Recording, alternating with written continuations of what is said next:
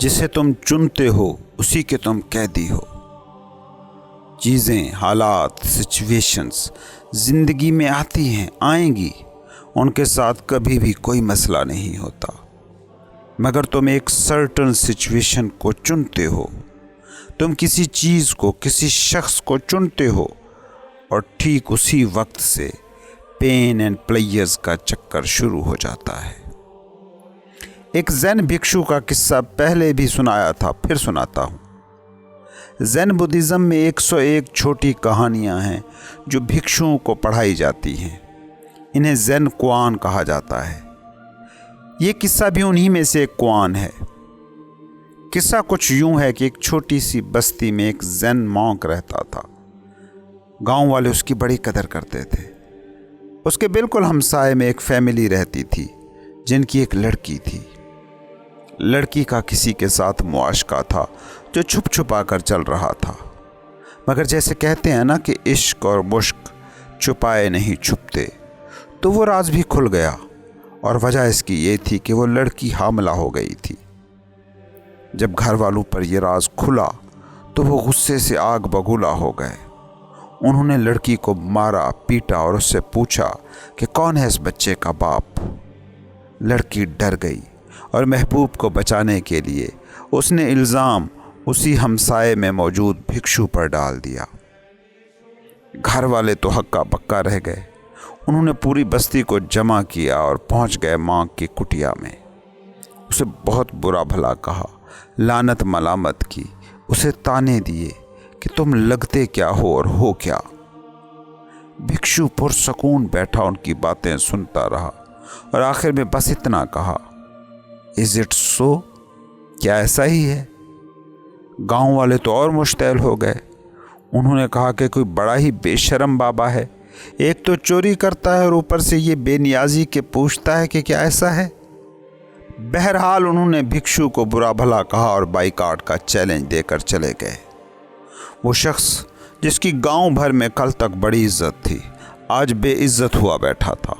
और उस दिन के बाद से उसका सोशल बाइकाट भी शुरू हो गया। कोई उसे खाने का ना पूछता, प्यासा सड़क पर जा रहा होता था तो कोई पानी तक न पिलाता था। कुछ अरसे बाद उस लड़की के माँ बाप उसकी कुटिया में आए और एक नौमौलूद बच्चा उसकी कुटिया में छोड़कर चले गए कि ये तुम्हारा बेटा है, तुम ही इसे पालो, हम इस पाप को क्यों पालें। उसने फिर उनकी बात पूरे तहम्मुल से सुनी और आखिर में वही फिक्रा कहा, इज़ इट सो? लड़की के घर वाले फिर उसे कोसते, गालियां देते चले गए। भिक्षु ने बच्चे को गोद में लिया और उसे पालना शुरू कर दिया। दिन गुजरते गए। 3 साल बाद जब वो बच्चा चलने फिरने, दौड़ने लगा तो एक दिन वो लड़की जिसका वो बच्चा था अपने ख़ानदान के साथ फिर उसकी कुटिया में आई और रो रो कर फरियाद की कि ये बच्चा मेरा है और इसका बाप फलां शख्स है। मुझे अपने बच्चे की जुदाई पागल कर रही है। मेहरबानी करो, ये बच्चा हमें वापस कर दो। भिक्षु ने एक बार फिर अपना वही पुराना डायलॉग दोहरा दिया, इज़ इट सो? और बच्चा उसकी माँ के हवाले कर दिया। गांव वाले फिर उसके पास जमा हुए और उससे बड़ी माफ़ी तलाफ़ी की, पाँव छू छू कर माजरतें तलब की और कहा कि हमने तुम्हें गलत समझा, हमें माफ़ कर दे। भिक्षु ने अब की बार भी वही कहा, इज़ इट सो? गौर से देखो इस भिक्षु की ज़िंदगी और तुम्हारी ज़िंदगी में फ़र्क क्या है। बस इतना सा फ़र्क है कि तुम्हारी ज़िंदगी में सिचुएशंस आती हैं और तुम उन सिचुएशंस के साथ एक हो जाते हो। इस भिक्षु की ज़िंदगी में भी सिचुएशंस आ रही हैं, मगर वो बस उनसे नथी नहीं हो रहा। सिचुएशंस बुरी या अच्छी नहीं होती, ये तुम हो जो उनको अच्छे या बुरे में ढालते हो। तुम्हें कोई अच्छा कहता है तो इतराते हो, खुश होते हो। कोई बुरा भला कहता है तो उदास हो जाते हो, दुखी होते हो। सिचुएशंस तुम्हारी प्लानिंग के मुताबिक हों तो खुश हो जाते हो, तुम्हारी प्लानिंग के बरखिलाफ़ चली जाएं तो डिप्रेस हो जाते हो। लोग तवक्को के मुताबिक रिएक्ट करें तो खुश, लोग तवक्को के बरक्स चले जाएं तो दुखी। गौर करते हो कभी तुम कि हो क्या रहा है? तुम जब भी चूज करते हो तो तुम इस सिचुएशन के गुलाम हो जाते हो। अब तुम्हारी खुशी, तुम्हारे दुख का इन्हिसार तुम पर रहा ही नहीं, बल्कि तुम किसी सिचुएशन या शख्स या चीज़ पर मुनहसर हो गए हो, डिपेंडेंट हो गए हो। ये तुम्हारी चॉइस है जो तुमसे आज़ादी छीनती है।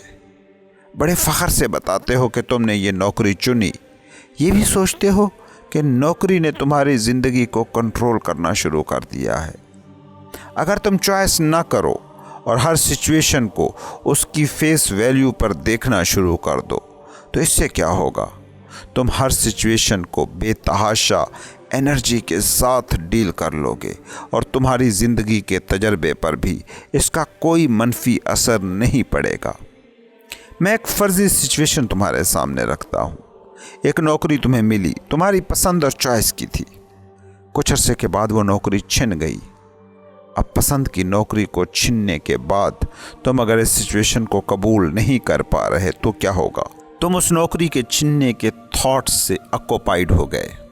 दूसरी जगह नौकरी ढूंढने के लिए जो एनर्जी दरकार थी वो एनर्जी ही अब तुम्हारे पास ना रही। फिर तुम कई दिन तक कोशिश करते रहे, इस सिचुएशन को मुश्किल सिचुएशन समझकर डील करते रहे। कुछ माह बाद कहीं और नौकरी मिल गई। इस नौकरी को करते अब कई साल बीत गए हैं तो वो जो नौकरी छूटी थी उसका कोई ख्याल भी अब नहीं आता। उस नौकरी का छूटना कोई अजियत भी नहीं देता। तुमने देखा कि हुआ क्या है? तुमने अब भी सिचुएशन को कबूल ही किया है, मगर इस सिचुएशन के साथ जुड़कर जो तुमने अजियत उठाई वो फजूल ही गई। फ़र्ज़ करो तुम्हारी नौकरी छूटती और तुम इस सिचुएशन को मसले में ना ढालते तो एक तो दूसरी नौकरी दिनों में मिल जाती, क्योंकि सिचुएशन से जुड़कर तुमने अपनी एनर्जी नहीं खोई थी। दोनों ही सूरतों में ज़िंदगी का रवैया एक ही रहता। सिचुएशन होती है तो उसका हल भी निकल आता है। सवाल सिर्फ इतना सा है कि तुम कितने स्मार्ट हो। क्या तुम में अभी बैठकर कल को देखने की सलाहियत है? क्या तुमने अपनी अकल को विजडम में ढाला है, इंटेलेक्ट को हिकमत तक पहुंचाया है? माइंड की पता है मजबूरी क्या है? माइंड जिस सेंस डेटा से बना है वो हमेशा कोताह नज़र होता है। तुम्हारी आँख जितनी भी परफेक्ट हो वो एक मुअय्यन फासले तक ही देख सकती है। कान जैसे भी ताकतवर हों मखसूस फासले तक ही आवाज़ सुन पाते हैं। इसी तरह बाकी सेंसेस काम करती हैं। इन महदूद दायरों में मसरूफ़ कार हवास से तुमने माइंड बनाया है। इसीलिए अनाई दिमाग के एंगल से जब तुम ज़िंदगी को जीते हो तो महदूदियतों की कैद रहती है। अपनी ही ज़िंदगी उठाकर कभी देखो तो सही। माजी में कितने ही ऐसे मसाइल थे जो तुम्हें उस वक्त नाकाबिले बर्दाश्त लगे थे, मगर आज वो कहाँ हैं? तुम मगर हो। बचपन के मसले जवानी में मसले कम और लतीफ़े ज़्यादा लगते हैं, और ये बचपन के मसलों के हवाले से ही हकीकत नहीं, तुम्हारी ज़िंदगी का हर मसला जिससे तुम दूर खड़े हो जाओ वो ऐसे ही लतीफ़ा लगेगा। कभी अपने खौफों को, फियर्स को परखा है? तुम्हारे 99% खौफ और ख़दशे वो होते हैं जो अमलन कभी ज़िंदगी में वाक़ई ही नहीं होते, मगर माइंड कैसे तुम्हें उनका असीर रखता है। चुनो ही मत, चूज़ ही मत करो। Don't choose. लाइफ में सिर्फ लाइफ सिचुएशंस होती हैं और लाइफ में वो एनर्जी है कि वो सिचुएशंस को डील कर सकती है। माइंड में मसाइल होते हैं और माइंड के सारे मसाइल अनरियल होते हैं। अब अगर कोई चीज़ है ही अनरियल तो उसका हल कैसे ढूंढोगे? ये बिल्कुल ऐसे ही है कि इंसानों की बजाय सायों से डील करना शुरू कर दें। तुम किसी इंसान के साये को पीटते रहो, क्या इससे उसे कोई नुकसान पहुंचा सकते हो? हरगिज़ नहीं। याद रखो, अना और अनाई दिमाग तुम्हारा साया है। तुम कोई और हो जिसका ये साया है। इसके साथ मगर तुम कभी बैठे नहीं, इससे कभी तुम मिले नहीं, इसलिए तुम्हें सिचुएशंस को देखने का फ़न ही नहीं आता।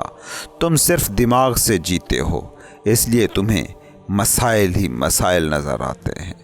मसाइल से आज़ादी का बेहतरीन तरीका है कि चूज़ ही मत करो। Choosing is trap. इंतखाब आज़ादी का वसीला नहीं, ग़ुलामी का रास्ता है। तुम लाइफ हो, लाइफ सिचुएशन नहीं। तुम खुदा के वजूद में मौजूद ज़िंदगी हो, कोई दिमाग में मौजूद मसला नहीं। कभी इस लम्हे में बैठकर सोचो कि ठीक इस लम्हे में, ठीक इस पल में तुम्हें क्या मसला है। यकीन मानो इस पल में कभी कोई भी मसला तुम नहीं ढूंढ सकते, क्योंकि इस पल में कि जिसमें ज़िंदगी है वहाँ मसला हो ही नहीं सकता।